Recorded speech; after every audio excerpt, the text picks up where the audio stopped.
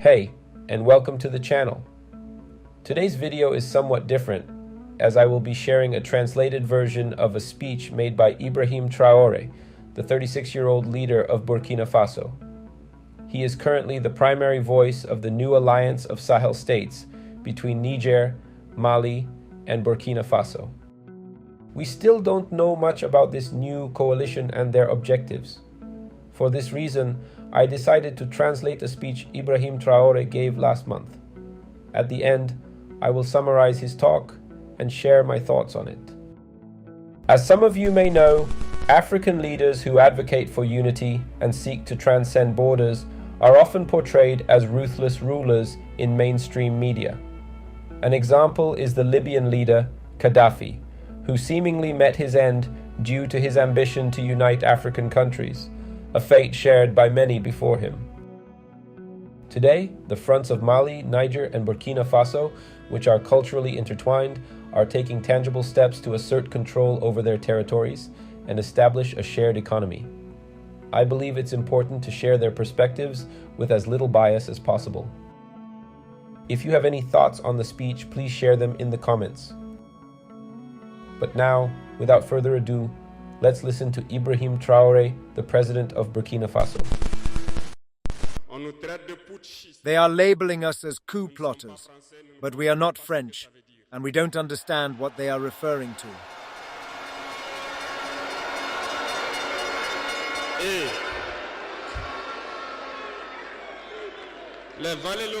The local values, which surely do not even understand the deep meaning of the word, also calls us coup plotters.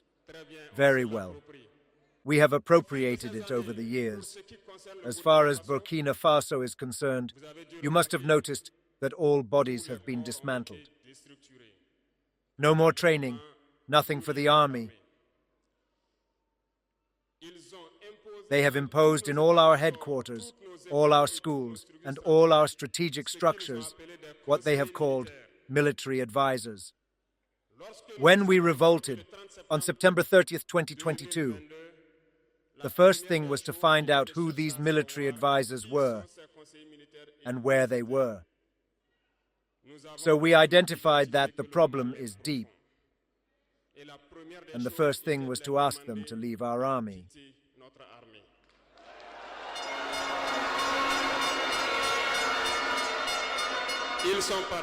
They left. And what I was telling you not long ago, you can't hope to find your lost object by calling on the one who stole it from you to come help you look for it.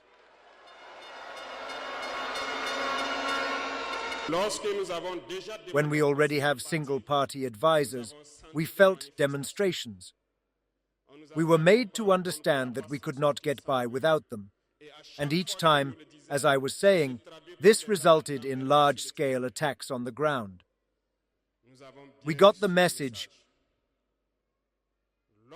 when, at the dawn of the year 2023, we decided to say no to foreign forces present here. We asked them to leave because we want to fight in our own terms.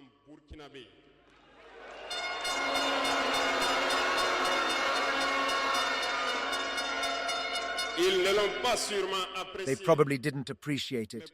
But why is he coming to our lands? We prefer to fight ourselves. We ask them to go back to their homes. Unfortunately, I say to you here today, as I like to say, the colonization has returned. There are still salon slaves who haven't understood. In their time, military officers wrote to us and approached us to tell us that it was a very bad decision and that we wouldn't last 2 months. Files were written. We were passed these files to do a strategic analysis of their thinking.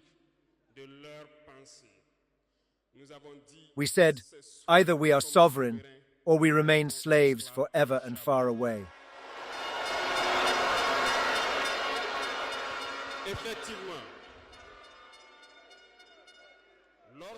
When the last soldiers left Burkina Faso, we understood what was it about.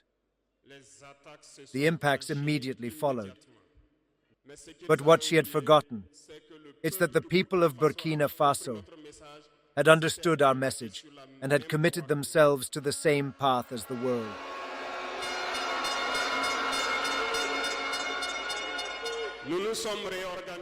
We quickly and suddenly reorganized ourselves. We noticed that all dormant terrorist cells woke up in Burkina Faso. We reorganized the army as quickly as possible, at an unprecedented speed. We created several units, and even if several others are to come, we equipped them. And today, this equipping continues, because in the coming days, in the coming months, what you will see coming to Burkina Faso must make our army a power to be feared.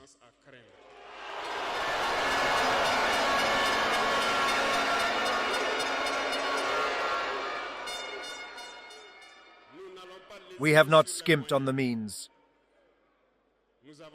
We understood that the fight that is engaged against imperialism, it's hard, very hard, but only the hard will pass.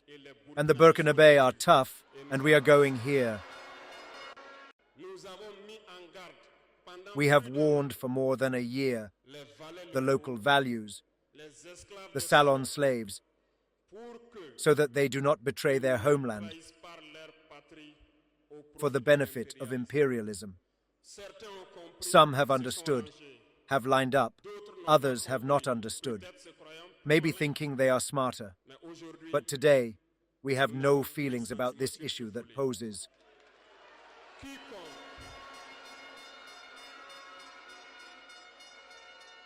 Whoever is going to betray his homeland for the benefit of imperialism, he will be treated as such.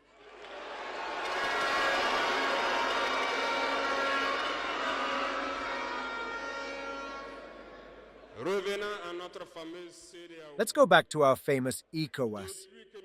Since we decided to leave ECOWAS, armchair slaves have been activated everywhere. They want to scare the people. They want to scare everyone. Thank God. In the recent past, there were only a handful of people who had the right to speak on TV platforms. That's what they were telling themselves. So who was ready for the gospel? Today, with the new technologies, which of course have advantages and disadvantages, everyone has the right to speak. And I think, my friends, you are the first to know this.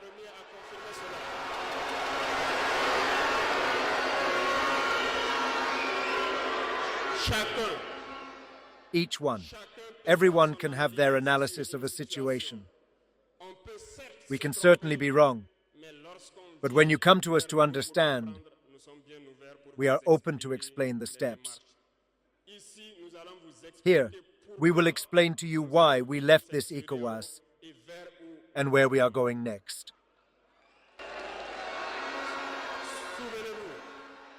Remember that it was created in 1975. And it was created by a majority of African coup leaders, as they like to say. They were soldiers who took power and who took their responsibilities to create ECOWAS so that there would be a real economic boom for the people within this space. Later, the so-called Democrats invited themselves to the head of our states. They completely emptied the community of its foundation. When, on July 26th, Niger decided to take its destiny into its own hands, we were surprised to see ECOWAS appear from I don't know where,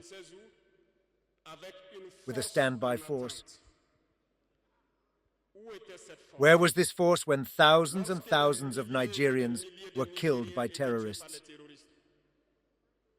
Where was this force when thousands of Malians and Burkinabes were dying under the bullets of terrorists? They said, that by force they were going to dislodge the valiant sons of Niger, who took the destiny of the country into their own hands. Do you believe that there are women in Niger? There are fighters there. The Nigerian army is warlike. They have been fighting for years. It is not a parade army or a peacekeeping army. And the armies of the AES have decided to unite. We are waiting for this standby force.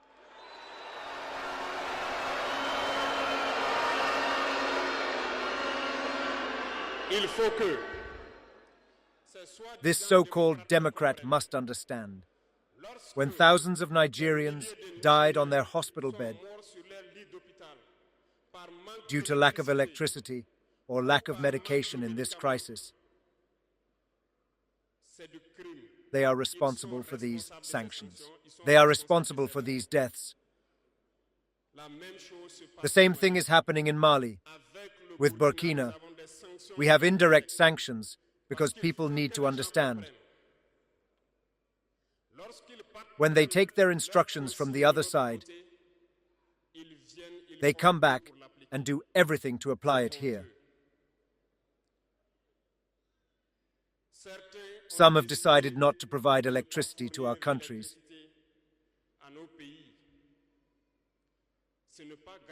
It is not free, and we pay for it, and this helps their economy.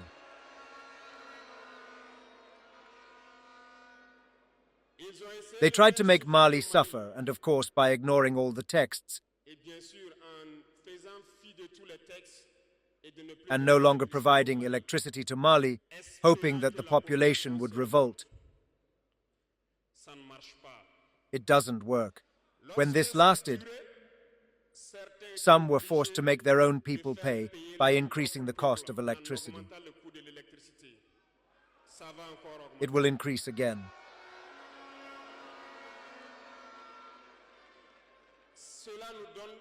This teaches us several lessons. Several lessons in the sense that independence, which we advocate, the sovereignty that we take, we must do everything to make it be. They gave us some very good lessons, and we understood very well.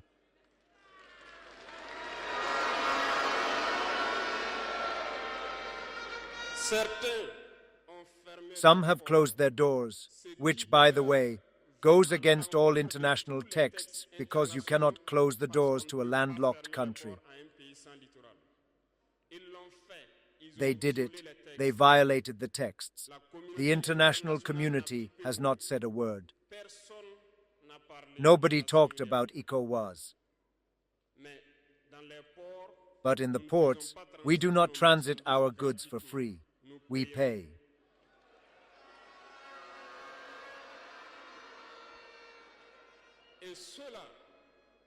And the countries that are doing that are reaping the broken pots today.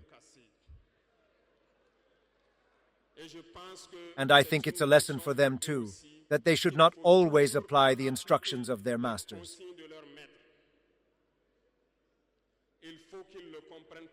They need to understand this forever. ECOWAS has never issued a statement to congratulate a victory of our armies.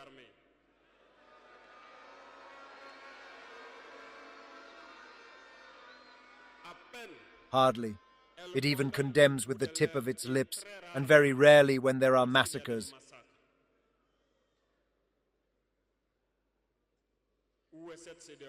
Where is this ECOWAS of the people? In short, we cannot list all the harm that has been done to our people. But we have consciously decided to withdraw and focus. Focus on our common organization, that is the AES.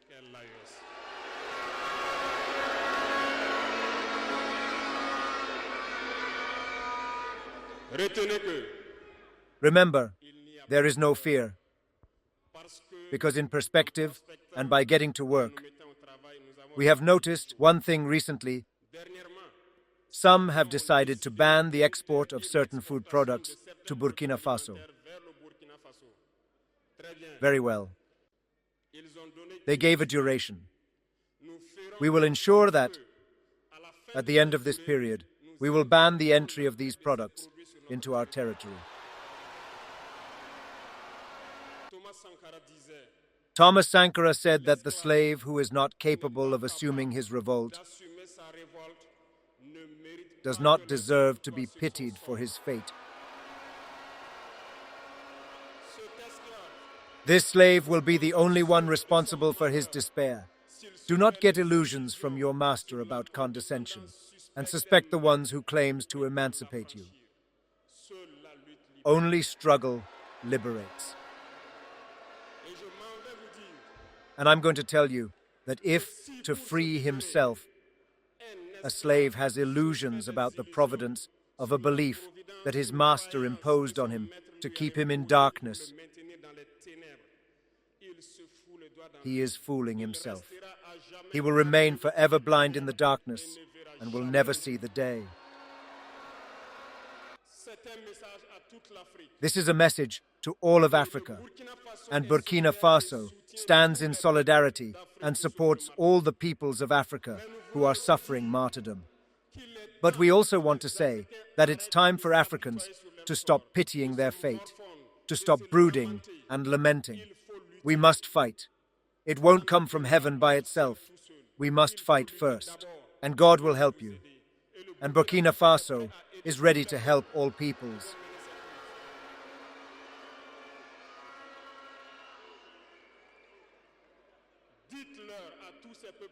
Tell all the peoples who are fighting. It's time they tell the truth to their leaders. In Burkina Faso, when it came to our contribution to equip our army, the deputies have no more salary. Today, they only have session allowances. The minister's salary has been reduced to the maximum, and the people contribute. You cannot fight and want the leaders to be an insulting luxury. The peoples must rise up and demand this from their leaders.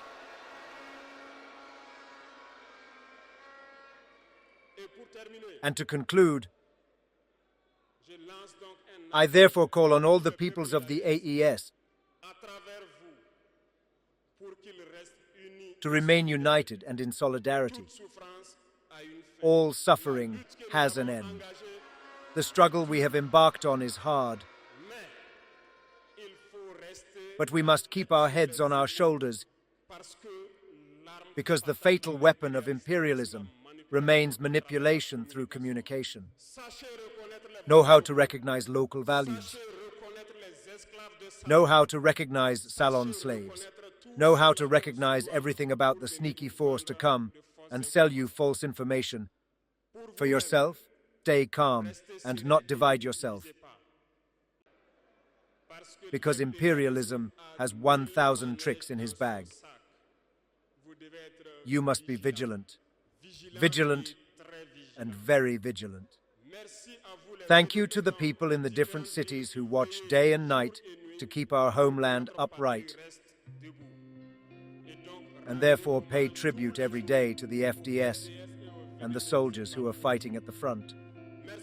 Thank you very much for your attention. Thank you to all those who have come here so that we can talk. Thanks to those who are outside, who could not get inside. Our homeland or death. This marks the end of a thought-provoking speech by Ibrahim Traoré. The terms imperialism and slave were most frequently used. He spoke extensively about the so-called armchair slaves and bureaucrats who hinder the changes he advocates for, suggesting a strong resistance to France's control over the region. He also mentioned the Niger crisis and its significant decision they all took to leave ECOWAS. Electricity continues to be a major challenge in the region. However, with the rise of solar energy and the abundant sunlight these regions receive, a solution may be imminent. This video aims to spotlight the issues currently under discussion on our continent. While often portrayed as a puppet of Russia, Ibrahim Traoré's speech indicates that he may have a valid perspective. Stay tuned for a subsequent video delving into the situation in Niger. If you're interested in this type of content, remember to follow the channel. Thank you for watching, and see you in the next one.